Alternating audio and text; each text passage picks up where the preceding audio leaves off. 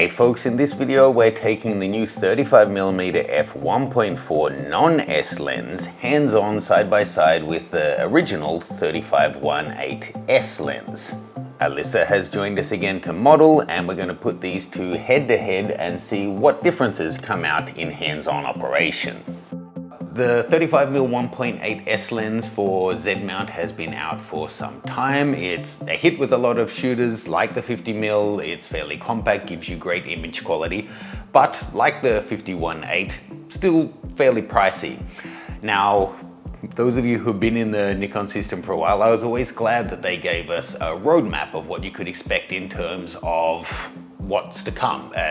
Nikon was a little late to the game compared to Sony, so having that roadmap gave people some certainty of getting into the system, what they can expect to come down the pipeline, kind of giving hope not to give up and leave to another system. I think it did its job. Now, earlier this year, I think, or maybe end of last year, they stopped updating it and it was kind of ended. There's no more of a roadmap. I think that was after they brought out a lot of their really long lenses. Now, for a long time on that, there was a 35mm S lens, which was rumored, I don't know, ever actually confirmed, people expected was going to be a 1.2. I think the size and shape of it on the roadmap gave that impression, and being a premium lens, that's what we were expecting. They've gone a different route. So we actually have now a 35mm f1.4 lens that's barely bigger, but slightly heavier than the 1.8. However, it's not an S lens, and it actually costs a little bit less. So you're getting that extra, whatever it is, 2/3 of a stop of extra light gathering capabilities and some other cool features for less money. So there has to be a catch, right? Now, I said this was going to be a slightly different video. I literally got the specs for this 5 minutes before I'm reading it to you now. Unfortunately, it's not how I'd like to work. Same with the camera review, or any review really, whether it's something that's out or something that's pre-release. The ideal for me, and I know it's from a selfish point of view, but for me, I'd like to have the information, take time to digest it, compare the specifications to what's in the same system, what's in different systems, so I can give you kind of a balanced view. Whilst I've been doing this a long time and I kind of have a good idea of what Canon and Sony and especially Nikon have on the market, I'm not a computer that can just pull up that information verbatim straight off the bat. So getting the information, and then, I had to go onto B&H Photo to pull up the 1.8 info and compare the two against each other to see what has actually changed between the two specification sheets. I feel like I could pretty much be doing this off a press release rather than having them in my hand, this part. So we're gonna do this video in two parts. I only have a couple of hours hands-on time with the lens in total. So right now I'll run through what the specification differences between the two lenses are. I've already shot with them a little bit. We'll shoot with them some more, then I'll come back, give you my shooting experience. But just note that I am not presenting this with the same kind of broader context view that I would normally have, having considered how it fits into the market overall, because I just can't assimilate that information in an hour and relay it to you. So, both of the lenses have 11 elements in 9 groups. The 1.8 had 2 ED elements and 3 aspheric, whereas the 1.4, being that bit cheaper and non-S lens, has no ED lenses and 2 aspheric elements. They both have 9-blade rounded apertures. Well, they both look rounded. They do look slightly different shape, however. The 1.8 has a MF, manual focus override button, whereas the 1.4 doesn't, but it adds the control ring. So for video shooters, or to be able to adjust your aperture, or you can program those. If you haven't, you can check out my Nikon Expert Setup Guide. It shows you how to customize your cameras, and that includes setting up those custom dials. The 1.8 had dual STM motors. The 1.4 just has a single STM motor. So we'll see as we shoot further if we're going to see a big difference in terms of their performance. The 1.8 is 370 grams. The new guy is 45 grams heavier at 415. They're both using a 62 mil front filter thread, and you'll note the front glass opening is pretty much the same size on both, but the actual aperture or iris on the 1.4 is bigger, as you would expect. But you'll see a lot of the space on these lenses is being taken up by electronics and focus motors, but it's not like on some lenses where the front element really goes out to the edges of the filter thread. In terms of close focus, the old guy was 0.25 of a meter or 25 centimeters, which gave you a 0.19 reproduction ratio. The new one is slightly less than that at 27 centimeters or a 0.18 reproduction ratio. Now, one thing that I haven't seen on a spec sheet, but I'm told, is that part of the reason why this is a non-S lens, it's still weather sealed. It still has a single STM motor, as I said, and they're both 11 elements in 9 groups, but that this doesn't have the coatings like nanocrystal coating and that kind of thing. So to be honest, that means I would much rather be testing this out on a bright sunny day to see how it's controlling flare rather than in a soft light studio. We're not going to be able to give you meaningful feedback on that. So hopefully down the track, I can get it in and do a more detailed comparison and image quality test. And the other thing is, this is pre-production. I'm not able to share with you sample files or 100% crops, that kind of thing. So it is really just the specifications differences reading off a piece of paper, and then my first impression shooting with it is all I can give you in this video. So if all you wanted was specs, thanks for watching and see you later. Otherwise, stick around, I'm gonna shoot with it some more and then we'll come back and I'll give you my full thoughts.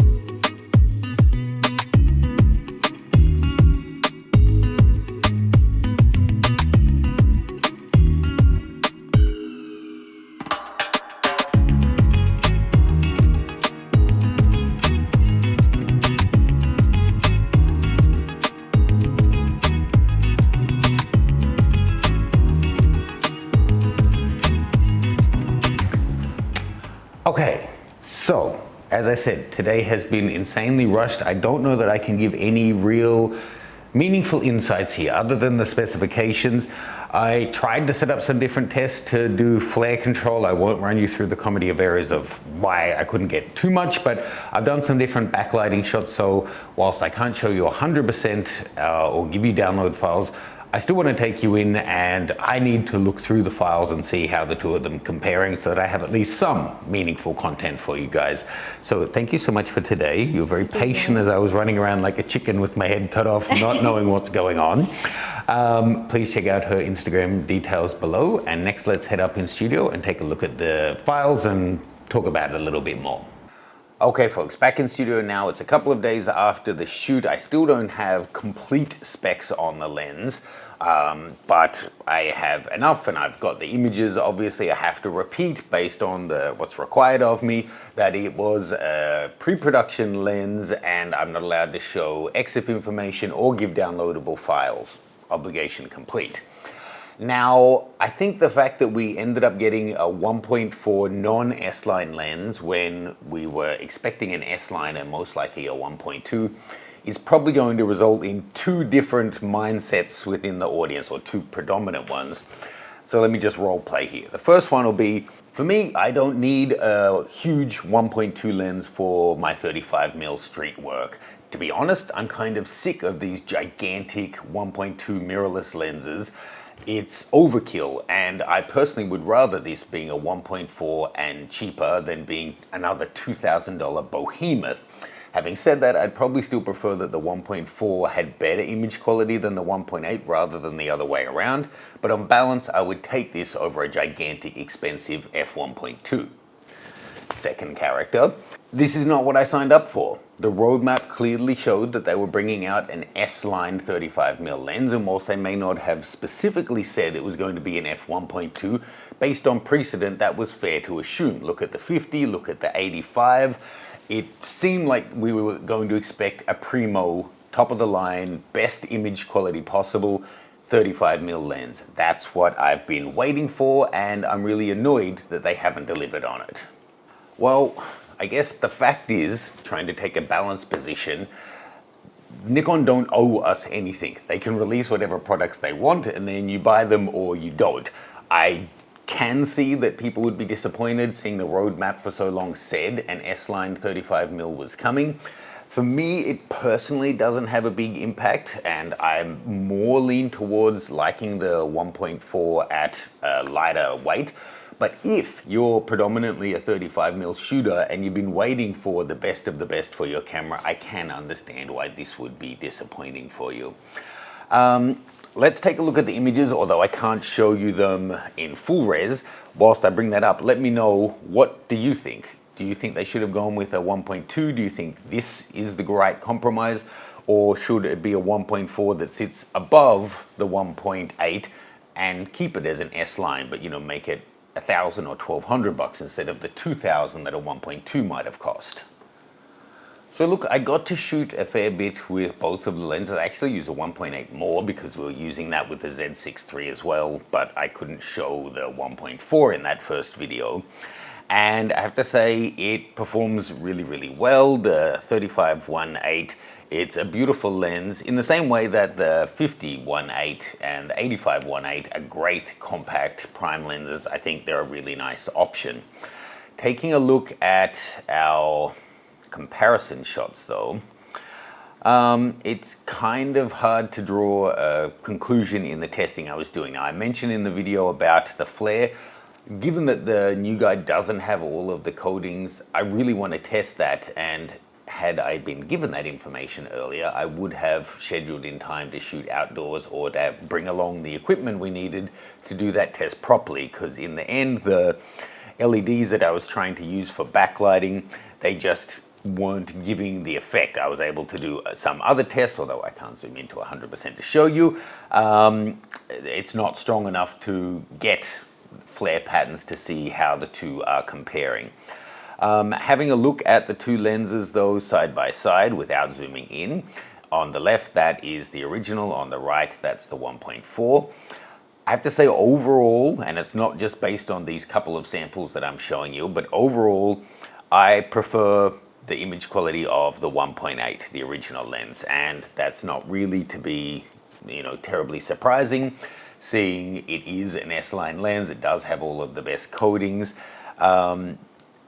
It's a 1.8, so it's 2/3 of a stop slower in terms of its aperture, but it's optically just a fantastic lens. I have to say, shooting them side by side in that condition where it wasn't really challenging at all, I didn't really notice any kind of operational difference in terms of focus or stickiness or anything like that. That was more result of the body I was using. But again, it really depends what you're shooting. To be honest, people aren't generally shooting sports or something with a 35 where you have the most challenging focus to deal with. So if you're doing street or something, the fact that the new one has one STM motor instead of two probably won't make a difference to you. But then at the end of the day, at 35mm, does 1.4 versus 1.8 make much of a difference to you? In terms of your background blur, probably not.